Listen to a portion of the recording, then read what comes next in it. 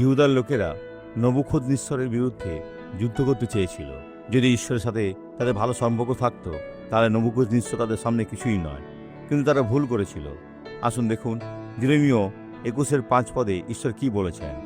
আর আপনি বিস্তারিত হস্ত ও বলবান বাহু দ্বারা ক্রোধে, রোষে ও মহাকোপে তোমাদের সহিত যুদ্ধ করিব। কেন? কারণ তারা ঈশ্বরকে সম্পূর্ণরূপে ত্যাগ করেছিল। তারা অন্য দেবতার কাছে নিজেদেরকে সমর্পণ করেছিল। আপনি কি ঈশ্বরকে ত্যাগ করেছেন? যখন আপনি কষ্টের মধ্যে দিয়ে যাবেন, কার দিকে সাহায্যের জন্য তাকাবেন? সাবধান, কারণ তিনি প্রভু, আর তার মতন আর কেউ নাই। আর তিনি প্রেম করেন। তিনি আজ আপনার জীবন বদলাতে পারেন যদি আপনি সেটা চান। আসুন এ সাক্ষরে দেখি যেখানে জীবন বদলেছে।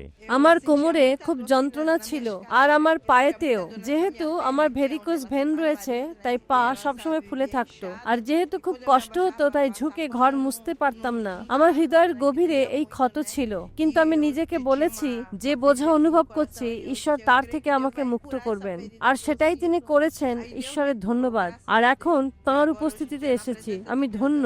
আপনি কি ভালো আছেন? আছি। আজ এখানে কিভাবে এলেন? যখন এলাম এটা খুব শক্ত ছিল। ঈশ্বরের গৌরবের জন্য কিভাবে চলছিলেন দেখান। এইভাবে সাইভাবে চলুন, এখন সাইভাবে চলুন। ভাইরা দেখুন, মনে হচ্ছে উনি রান্নাতে রয়েছেন।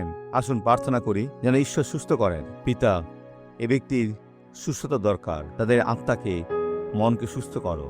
তারা যেন দেখতে পায়, তাদের চোখ খুলে দাও, আর তারা যেন তোমার রাজ্যে প্রবেশ করে। এ ব্যক্তিকে বিরক্ত করা সমস্ত মন্দকে তোমার দেওয়া ক্ষমতায় বাহির করি। যে কোনো ধরনের রোগী হোক, মন্দ, এ ব্যক্তিকে ছেড়ে দাও যিশুর নামে।